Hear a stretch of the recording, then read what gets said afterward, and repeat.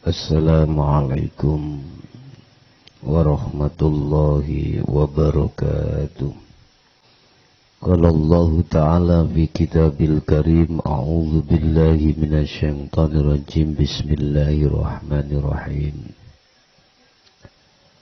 Fi qulubihim maradun fazadahumullahu maradah walahum adzabun adzim bima kanu yakdzibun. Shadaqallahul azim. Amma ba'du.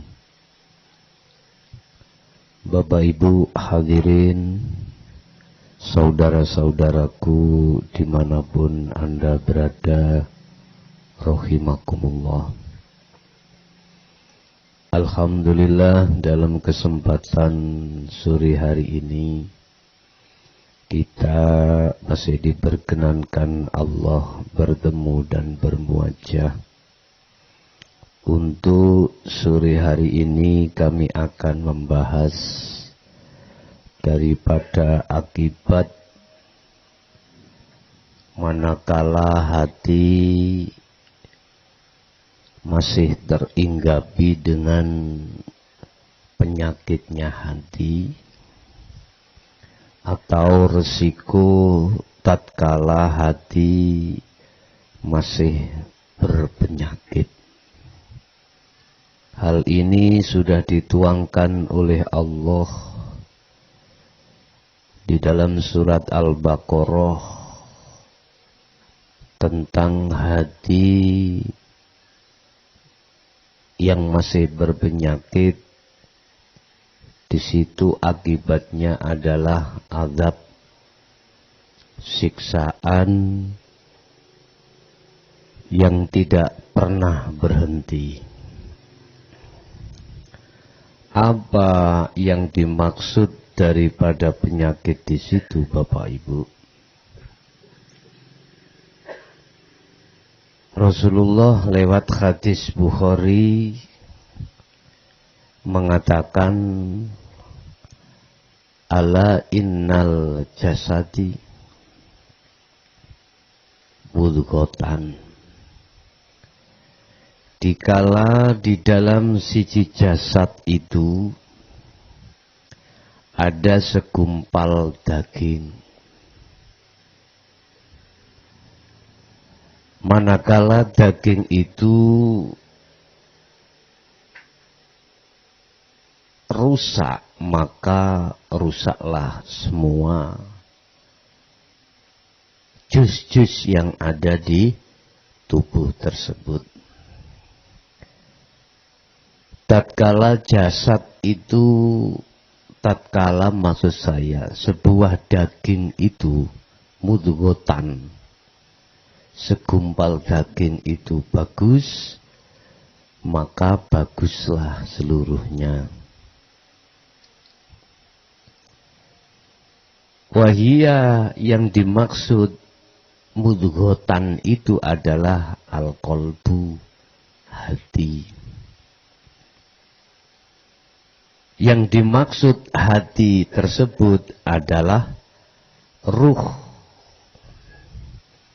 Bapak Ibu hadirin rahimakumullah.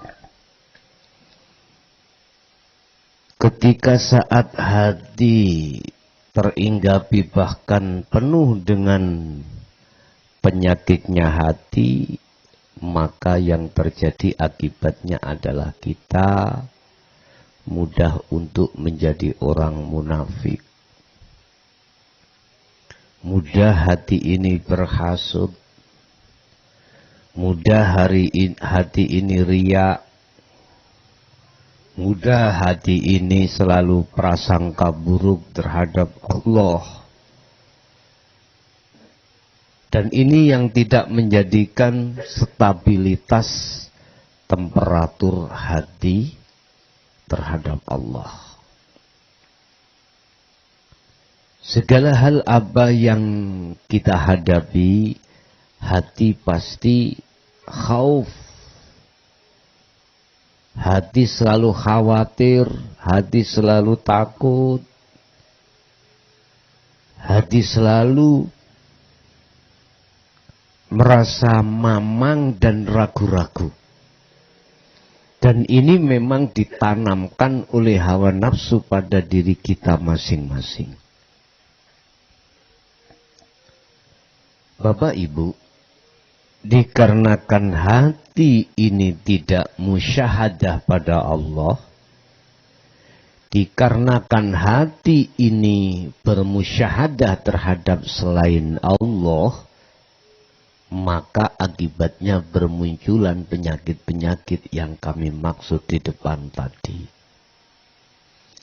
Yang pada endingnya azabun azim, ini pasti kita terima. Kita nggak usah bicara azab itu di akhirat yang dimaksud secara syar'i, tapi di dunia kita sudah mendapatkannya secara hakiki. Bentuknya adalah hati ini selalu ragu, selalu was-was, selalu khawatir, selalu ketakutan, apapun. Bagaimana nasib anak-anakku nanti? Bagaimana besok hari tuaku nanti? Bagaimana terus. Dihantui hati ini dengan kalimat bagaimana. Akhirnya di situ buah dari semuanya menimbulkan siksaan di dalam hati ini. Allah mendatangkan siksaan itu bukan hanya lewat perkara-perkara yang takdir yang tidak sesuai dengan hati kita sebagai basariah. Ya.